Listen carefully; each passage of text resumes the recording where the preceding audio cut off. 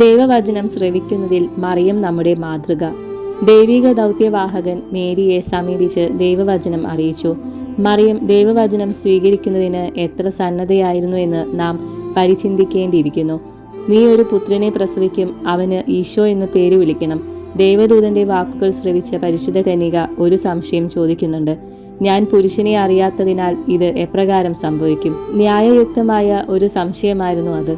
Mary ദൈവത്തോട് കന്യാവ്രതം വാഗ്ദാനം ചെയ്തിരുന്നു എന്നുള്ള വസ്തുത അത് പ്രദ്യോതിപ്പിക്കുന്നു. ദേവദൂതൻ മറിയത്തിന് സംശയ നിവാരണം വരുത്തി. പരിശുദ്ധാത്മാവ് എഴുന്നള്ളി വരും, അത്യുന്നതന്റെ ശക്തി നിന്റെ മേൽ ആവസിക്കും. അതിനാൽ നിന്നിൽ നിന്നും പിറക്കുന്നവൻ ദൈവപുത്രൻ എന്ന് വിളിക്കപ്പെടും. അവൻ പരിശുദ്ധനായിരിക്കും. മേരിയുടെ പ്രശ്നത്തിന് ദേവദൂതൻ പരിഹാരം നിർദ്ദേശിച്ച ഉടനെ പരിശുദ്ധ കന്യക പ്രതിവദിച്ചു. നിന്റെ വചനം പോലെ എന്നിൽ ഭവിക്കട്ടെ. ഇപ്രകാരമുള്ള സന്നദ്ധത ദൈവവചനം സ്വീകരിക്കുന്നതിൽ നമുക്കുണ്ടോ?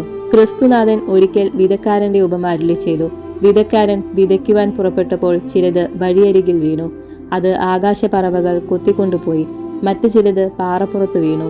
മണ്ണിന് ആഴമില്ലാതിരുന്നത് കൊണ്ട് അത് കരിഞ്ഞുപോയി. വേറെ ചിലത് മുള്ളുകളുടെ ഇടയിൽ വീണു. മുള്ളുകൾ അതിനെ ഞെരുക്കി കളഞ്ഞു. എന്നാൽ ചിലത് നല്ല നിലത്ത് വീണു. അവ 100, 60, 30 മേനി വിളവ് നൽകി. ദൈവവചനം സ്വീകരിക്കുന്ന 4 തരക്കാരായ വ്യക്തികളുടെ മാതൃകയാണ് ഈ ഉപമയിൽ പ്രതിപാദിച്ചിരിക്കുന്ന വിത്തുകൾ. ഒന്നാമത്തെ തരക്കാർ ദൈവവചനം ശ്രവിച്ചാൽ ഉടൻ തന്നെ അതിനെ പുച്ഛിച്ചു കളയും. രണ്ടാമത്തെ കൂട്ടർ ദൈവവചനം സ്വീകരിക്കുമെങ്കിലും വചനം നിമിത്തം ഞെരുക്കമോ പീഡയോ ഉണ്ടാകുമ്പോൾ അത് പരിത്യജിക്കുന്നവരാണ്. മൂന്നാമത്തെ കൂട്ടർ മുള്ളുകളുടെ ഇടയിൽ വീണ വിത്തുപോലെ വചനം സ്വീകരിക്കുമെങ്കിലും പ്രലോഭനങ്ങൾ ഉണ്ടാകുമ്പോൾ അത് വിസ്മരിച്ചുകൊണ്ട് പ്രവർത്തിക്കുന്നവരാണ്. നാലാമത്തെ കൂട്ടർ ദൈവവചനം സ്വീകരിക്കുകയും അതനുസരിച്ച് പ്രവർത്തിക്കുകയും ചെയ്യുന്നവരാണ്. ഒരിക്കൽ ഈശോനാഥന്റെ ദിവ്യാധരങ്ങളിൽ നിർഗളം പ്രവചിച്ച ദിവ്യ സൂക്തികൾ ശ്രവിച്ച ഒരു സ്ത്രീ ഇപ്രകാരം ഉദ്ഘോഷിച്ചു: നിന്നെ വഹിച്ച ഉദരത്തിനും നിന്നെ കുടിപ്പിച്ച മുലകൾക്കും ഭാഗ്യം.